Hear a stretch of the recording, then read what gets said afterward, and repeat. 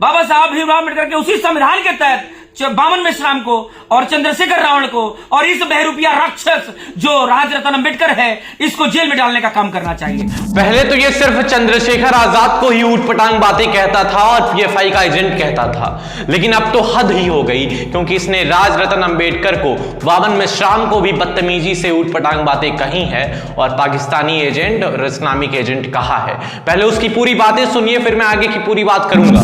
Rajratna Ambedkar Australia भाग गया। ये देशद्रोही, ये जो राजरत्न अम्बेडकर है, ये अम्बेडकर, बाबा साहब भीमराव अम्बेडकर का नाम बेचता है।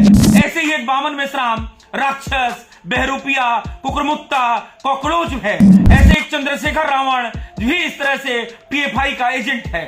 ये इस तरह के दलाल हमें हिंदुओं को आपस में बांटने का इन्होंने बाहरी ताकतों से एक बहुत बड़ा रुपया लेकर ठेका ले रखा है। देखा इस वीडियो को किस तरह ये सुशील तिवारी, दो कौड़ी का नेता जो खुद को अपने किसी संगठन का अध्यक्ष बताता है, वो भी राष्ट्रीय अध्यक्ष बताता है, ये हमेशा ही ऊटपटांग ऐसी हरकतें करता रहता है और मेन स्ट्रीम मीडिया में नहीं लेकिन सोशल मीडिया पे ये वायरल होता रहता है। इसने चंद्रशेखर आजाद को निशाना साध दिया है और ये चंद्रशेखर आजाद को अपनी हर वीडियो में कुछ ना कुछ बेतुकी बातें कहता है। कभी पीएफआई का एजेंट कहता है, तो कभी दलाल कहता है, तो कभी कहता है घूसखोर है, ये चंदाखोर है, फॉर्च्यूनर से घूमता है, ऐसी तमाम चीजें यही कहता है।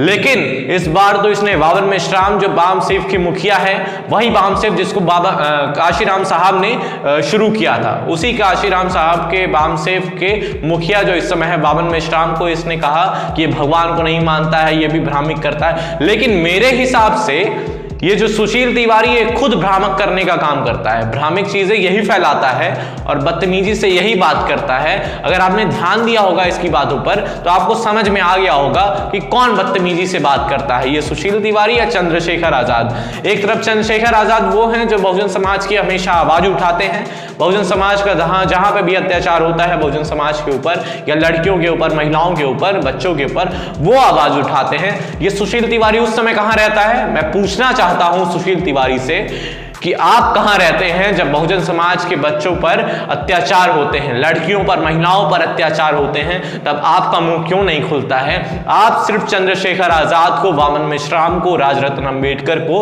ऐसे ही टारगेट करते रहते हैं और ऊटपटांग बातें करते हैं और दूसरी तरफ सिखाते हैं कि तमीज से कैसे बात किया जाता है। मेरे हिसाब से आपको पहले सीखना होगा तमीज क्या होती है और बदतमीजी में रहना, जो आप बदतमीजी हरदम करते हैं उस चीज को आप छोड़ दीजिए। क्योंकि जो बहुजन समाज है, अभी हाल ही में आपने चंद्रशेखर आजाद का पुतला दहन किया, पुतला जलाया। देखिए, चंद्रशेखर आजाद बहुजन समाज के एक बहुत बड़े नेता है और बहुजन समाज के लोग चंद्रशेखर आजाद को अपना आइडियल मानते हैं। तो अगर आप चंद्रशेखर आजाद का अपमान करेंगे तो इसका मतलब ये माना जाएगा कि बहुजन समाज के लोग ये मानेंगे कि आपने पूरे बहुजन समाज का अपमान किया है। तो इस बात का आपको खौफ होना चाहिए कि अगर बहुजन समाज आपके पीछे पड़ जाएगा, जैसे आप पड़े हुए हैं, तो आप तो पड़े हैं तो इनका कुछ नहीं बिगड़ रहा है, लेकिन जब बहुजन समाज आपके पीछे पड़ेगा तो बहुत कुछ बिगड़ जाएगा आपका। तो आप अपमानजनक बातें ना करें तो अच्छा होगा। ये मेरा आपसे एक सजेशन है कि आप इन सब बातों से दूर रहें, क्योंकि विनय रतन सिंह ने अभी जब हाल ही में एक बयान दिया है तो उनसे किसी ने पूछा कि सुशील तिवारी तो तलवार चलाने की बातें करता है, तो विनय रतन सिंह ने बहुत पॉजिटिव होते हुए एक बात कही कि वो तलवार चलाना सिखाएंगे लेकिन हम कलम चलाना सिखाएंगे। क्योंकि भीम आर्मी जो है वो भीम आर्मी पाठशाला भी चलाती है जिसमें वो बच्चों को फ्री में शिक्षा देती है। तो इसलिए विनय रतन सिंह ने भी कहा कि हम कलम चलाना सिखाएंगे, जो बहुत अच्छी बात है।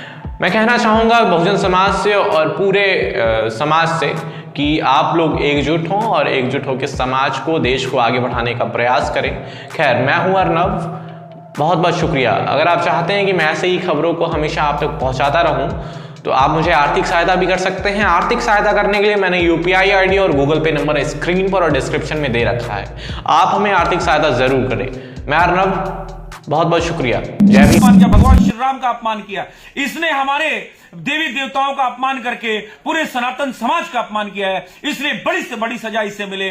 इसमें कोई भी परहेज नहीं करना चाहिए ताकि ये विधर्मी हम हिंदुओं को आपस में जात पात में न बांटे। इसीलिए इनका राक्षसों का हम लोगों ने पुतला जलाया था।